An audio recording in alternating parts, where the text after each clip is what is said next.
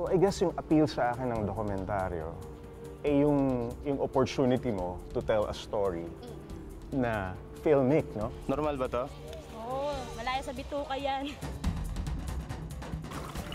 Ako, ang pangarap ko lang dati, Jay, talaga magsulat. Hindi ko akalain na yung pagsusulat pala at saka pagkukwento, magiging daan pala para maka-touch ka ng buhay ng iba.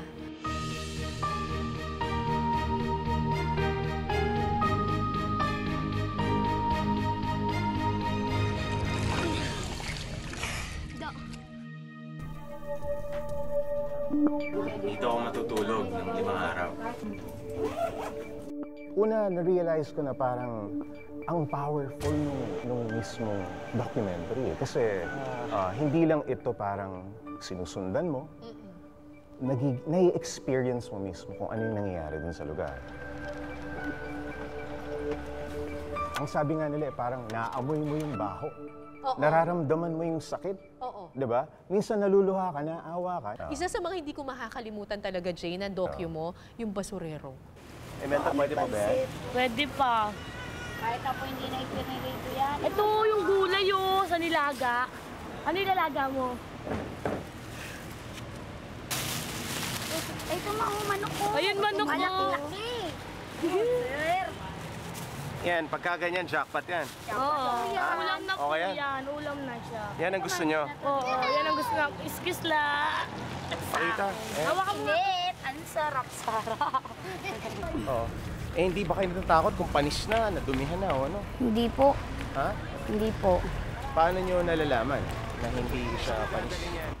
Kapag, halimbawa po na hindi po namin nagustuhan, na isusuka din naman po namin eh. Sinusukan nyo? Opo, na isusuka rin po namin kung minsan. Pag yung basurero, isa ito sa pinaka masasabi kong memorable, tumatak sa akin na eyewitness documentary. Kasi lagi nilang tinatanong, ano bang lasa nung pagpag o nung batchoy? Melda, ba't kailangan lutuin ulit? Para ano yung pinaka, di ba, galing siya sa basura. Para mamatay kung ano man yung dumi na nadapo, ganon. Mas gusto niyo yung batchoy kaysa nilagang saging? Oo, mas gugustuhin pa namin yan kaysa sa nilagang saging. Sa bati, mabubusog pa kami. Ba't hindi ka tumanggi nung in-offer nila sa iyo? At that moment, iniisip ko, pag tinanggihan ko yan, lalo kong lalawakan yung divide between yung less fortunate at ako na nakakakain ng 3 beses sa isang araw. Ang pagkain ito ang pinaghirapan ng mga pamilya dito sa overpass. Para sa karamihan, ito ay basura. Pero para sa kanila, laman siyan. Yung experience, masasabi ko na kung hindi kami sumabak doon at hindi namin dinokumento kung anong mga ginagawa nila, tingin ko parang kulang. Hindi natin mapapakita sa tao kung ano yung gaano ka lalayong sitwasyon.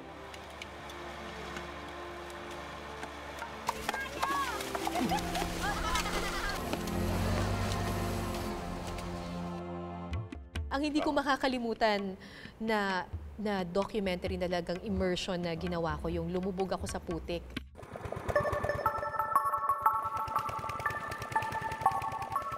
Matagal nang sukatan ng kayamanan ang ginto. Kapag nakahukay ka nito, sa isip ng lahat, mayaman ka na.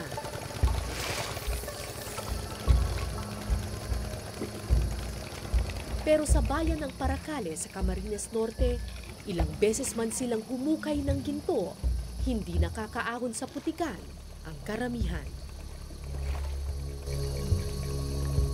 Bakit mo ginagawa yun? Baon. Ang baon sa eskwelahan. Wala po. Magkano ang kinikita mo?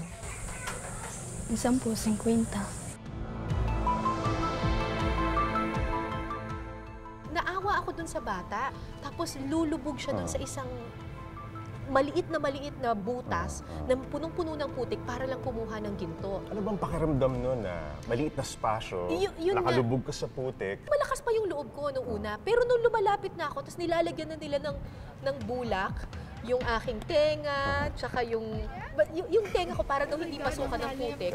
Sabi ko, ano to? Tapos wala, lakas loob na lang. Inisip ko na, I have to tell the viewers how it feels like for a child to go inside this little pit.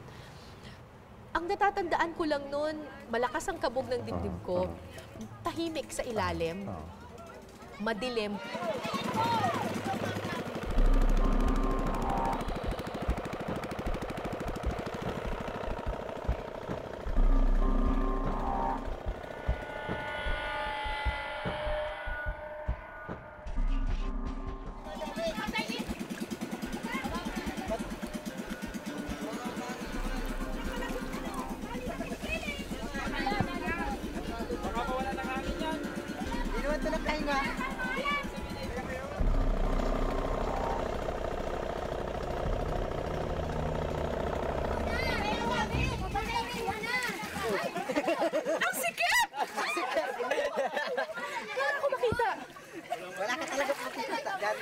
Wala akong naririnig. Oh, God.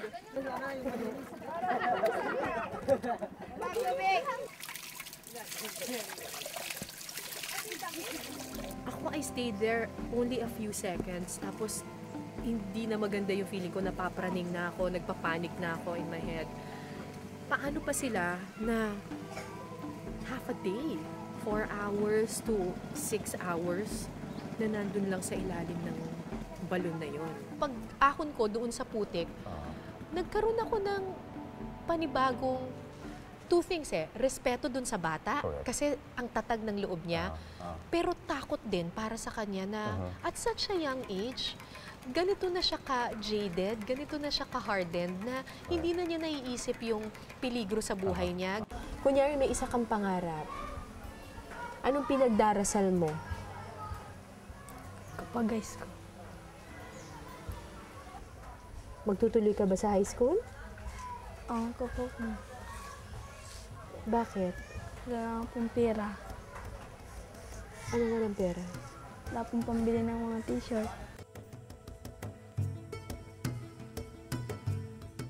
Akala ng lahat nahuhukay ang ginto.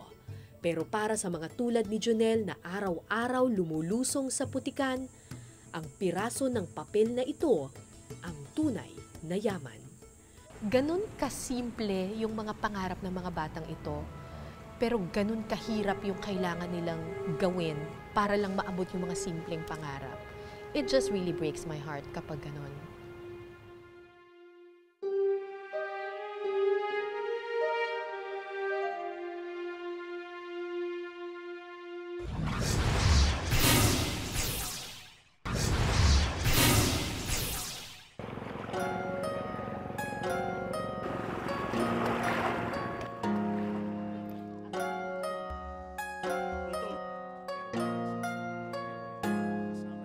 Anong pinaka hindi mo makakalimutan na child labor story? May ginawa tayong storya sa Eyewitness sa Agusan ito tungkol dun sa ang tawag natin mga batang kalabaw. No?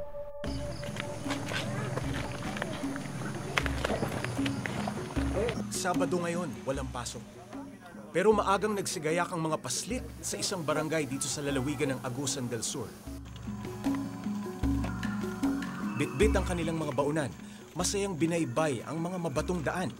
Hindi para magpiknik, kundi para ibaba ang naghihintay na kalakal.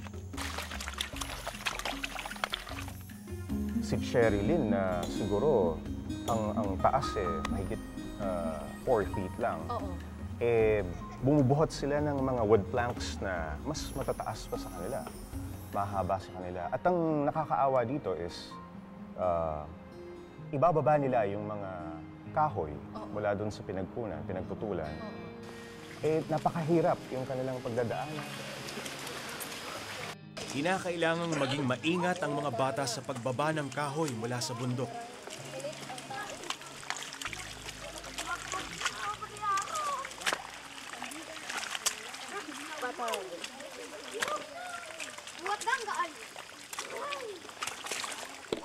Ituturing kasing reject ang mga kahoy kapag nagasgas, nagalusan o di kay nalubog sa putik.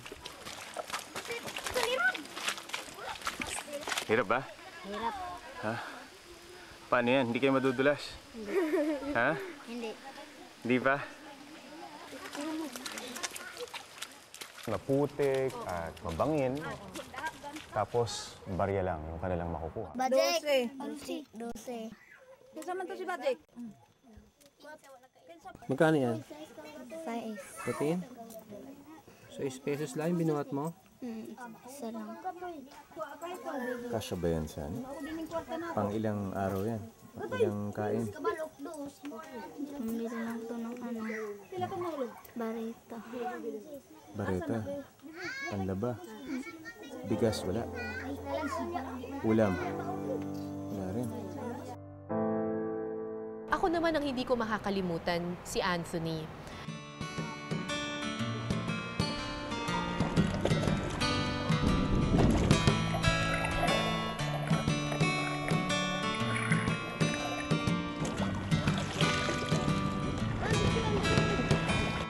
Maganda ang sikat ng araw ng umagang iyon ng Sabado.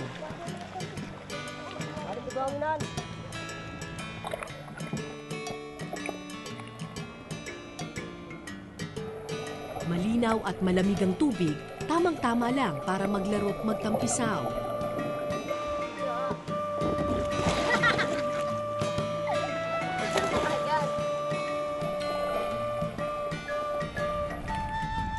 Pero para kay Anthony at sa kanyang mga kasama, hindi ito larong bata.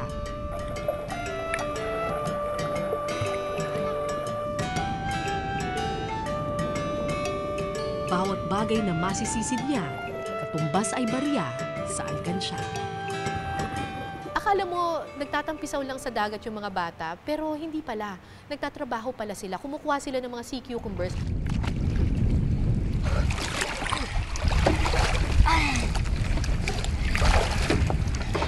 Para hindi na ako manghingi sa nanay ko Ng alin? ng pambayad sa eskwelahan. Para hindi mahirapan ang nanay.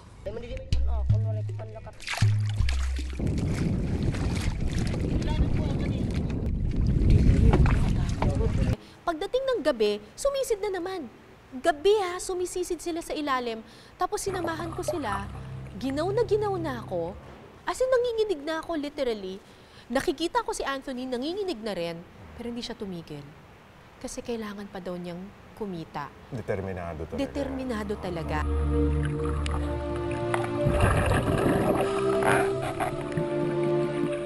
Hanggang anong oras kayo sa laot?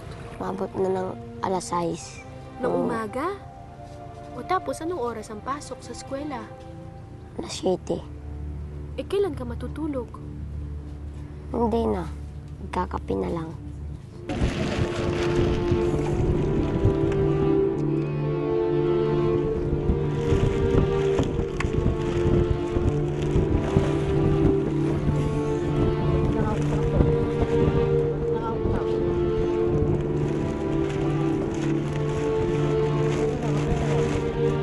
And then, I found out the next day kung bakit kailangan niyang kumita. Kasi papasok siya sa school at wala siyang pangbaon. 5. 10. Gaano man kaliit ang pera, matyagang hinulog ni Anthony ang barya sa kanyang alkansya. 30. 40. 50. 50 lang. Kulang ka pa. So, Ang gagawin mo para makapag 190 pa? anak ko maghahanap buhay.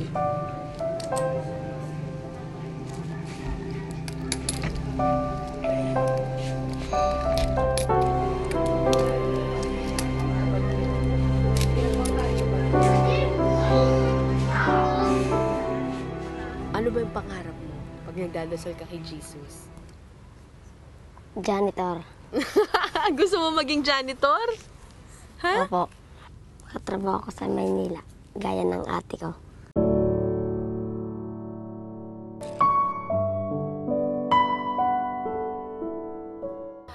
At ang common denominator sa lahat ng child labor stories na ginawa ng eyewitness ay pare-pareho ang pangarap ng mga bata. Simple lang, makapag-aral. Na sa totoo lang, taken for granted ng maraming kabataan sa syudad. 'Di ba? Pero itong mga batang ito gagawin ng lahat para lang makapag-aral sila. Kaya nga, totoo pa rin yung sinasabi that education is the great equalizer. Sana lang, lahat ng bata may access sa ganitong klaseng service, ganitong klaseng edukasyon. Yung mga ganitong sitwasyon, pag araw-araw mo nang nakikita at marami ka nang nakikita, parang isipin mo, normal yan kasi kailangan nilang kumita. Right. Wala silang kakainin kung hindi sila magtatrabaho. Na yun ang gusto nating linawin. Na hindi dapat ginagawa ito ng mga bata.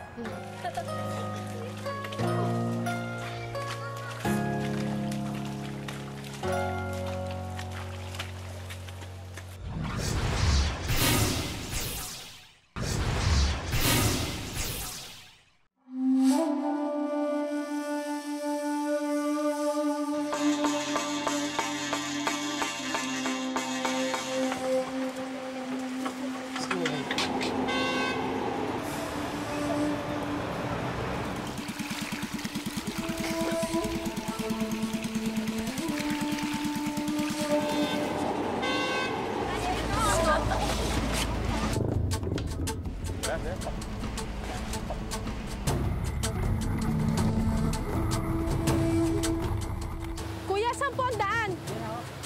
Paakyat? Uy, Diyos ko po. Ay! Sus Maria! Mga ilang sapa pa yung tatuwirin natin. Dalawa na lang. Iba kasi yung parang pag ikinikwento mo yung isang storya na naroon ka. And that's what I like about Eyewitness. Kasi hindi siya scripted. Pinapanood mo yung storya unfolding before your eyes.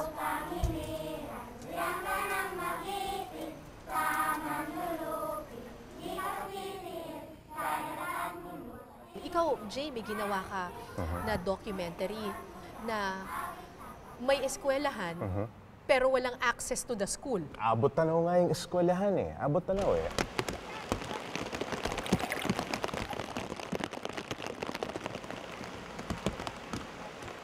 Ako muna. Saan ako pwede? Dito? Sige na.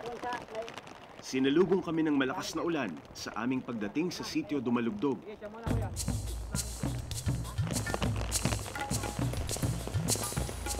Uy! Lubog!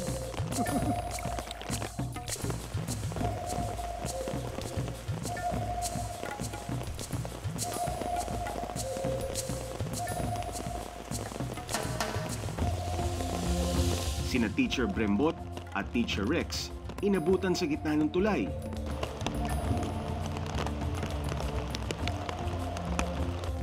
Maging ang mga estudyanteng sumabay sa amin, walang magawa kundi ang ipagpatuloy ang pagtawid sa tulay.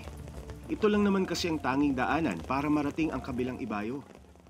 Nandun yung kagustuhan na makapag-aral, gustong kumawala sa kahirapan, pero pinapahirapan sila.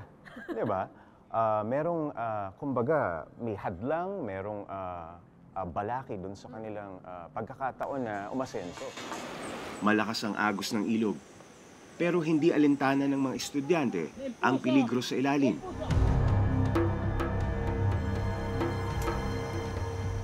Parang nagsisirko, di ba? Parang perya. Ang lalaglagan mo talagang napakataas. Tumutulay ka na patagilid, sinubukan ko nga Nakakatakot din talaga dahil mataas. Anong naisip mo nung time na yon na nakikita mo yung mga bata na tutulay sa isang peligrosong, daanan para lang makaabot dun sa eskwelahan? Ang sumagi sa isip ko habang sinusubukan kong tumulay din, araw-araw itinataya nila buhay nila para lang makapasok sa school. Sa regular class, sa school. Na kung halimbawa mas maang panahon, mas peligroso yung kanilang. Alam mo, itong kwento ng tulay, nakakalungkot in the sense na marami ring kaparehong kwento ito sa ating lipunan na hindi mapagtuunan ng pansin, pero kaya namang gawa ng paraan. In the same way that health is a basic human right na dapat ginagaranti rin ng gobyerno na lahat ay may access sa health services, di ba? Access lang papunta sa ospital, sa pinakamalapit na health center, or pinakamalapit na butika. Wala. 4 na oras ang biyahe paakyat ng sitio Jiangdang. Dito, hindi lang kuryente ang kulang, kundi pati doktor at gamot.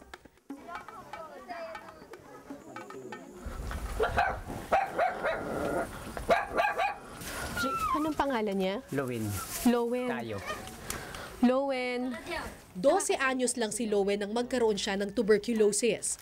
Sinubukan daw siyang ipagamot pero nang maubusan ng pera, di na naipagpatuloy ang kanyang medikasyon dahil malayo sila sa doktor kung ano-ano na ang kanilang pinapainom. Ito. Hindi ito pang tuberculosis. Food supplement lang to eh. Wala siyang... Yung pang tuberculosis? Ano po ito? Kape po ito, kuya. Marami doon namamatay nang hindi pa nakakakita ng doktor. Kasi you would have to walk mga 4 to 6 hours para lang makapunta ka sa pinakamalapit na ospital. Paano yan dadalhin sa ospital?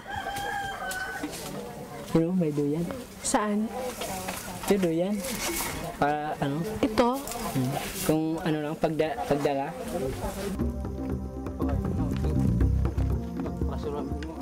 Pagod man ang balikat, di ito ininda ng mga kasamahan ni Lowen. Ang mahalaga, maibaba ang kasama. 4 na oras po ang lakad. Oo, pag mahina ang lakad.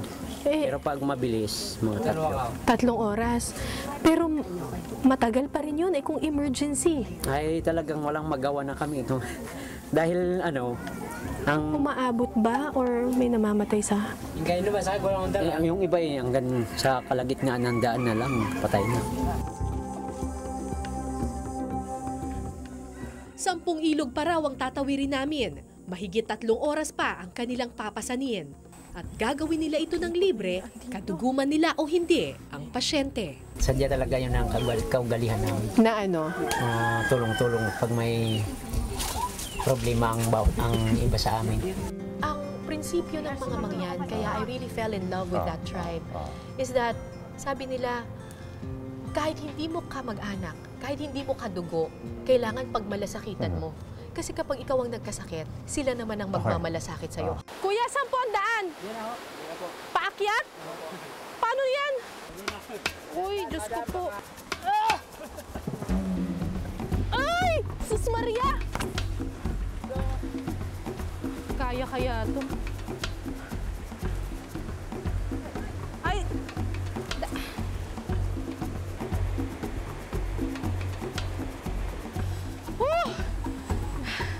Husay! Sa oras ng kagipitan, lumalabas ang kabayanihan. Bumilib ako sa kanilang malasakit at sakripisyo. Talagang pure bayanihan. And nung time na yon, naawa ako sa mga mangyan, but I also felt proud that I am Filipino. Nasa DNA pala natin yung talagang malasakit. Yung bayanihan at malasakit na ang galing-galing. Salamat.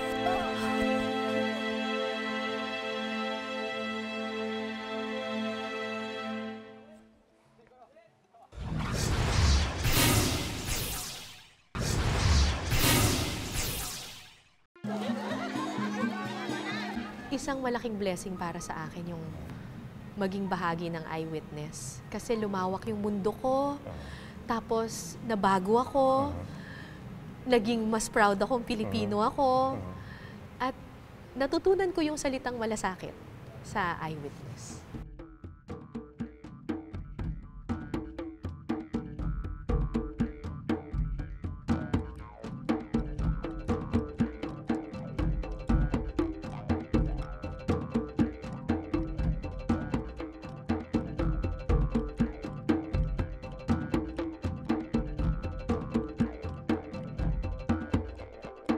It's also life-changing for me, Correct. ang eyewitness. Dahil nakikita mo yung tunay na mukha ng poverty. Na ang Pilipinong mahirap, hindi natatapos na mahirap lang. Gagawa at gagawa yan ng paraan para malagpasan niya yung kahirapan. Mahirap man tayo sa salapi, mayaman tayo sa malasakit.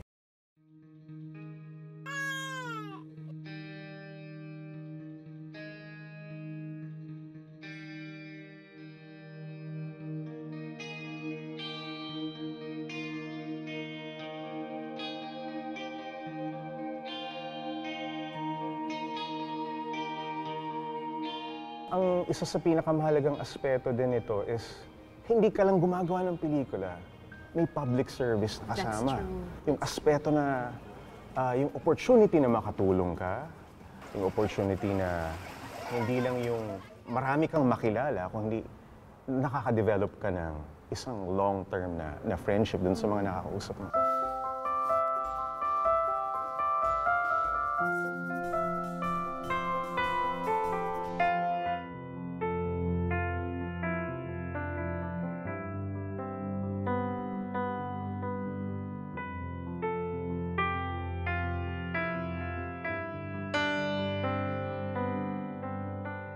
Nagiging instrumento ang eyewitness at yung simbolo ng tulay, parang itinutuloy natin yung kahit pa paano kaunting tulong, maliit man o malaki.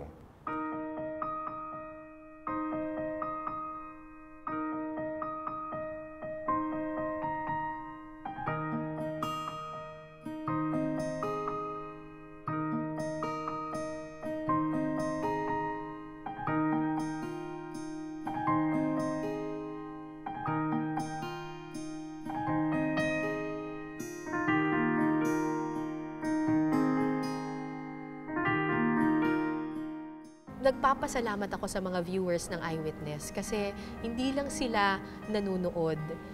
Kumbaga, nakakaramdam sila at saka nagmamalasakit din sila dun sa mga napapanood nila.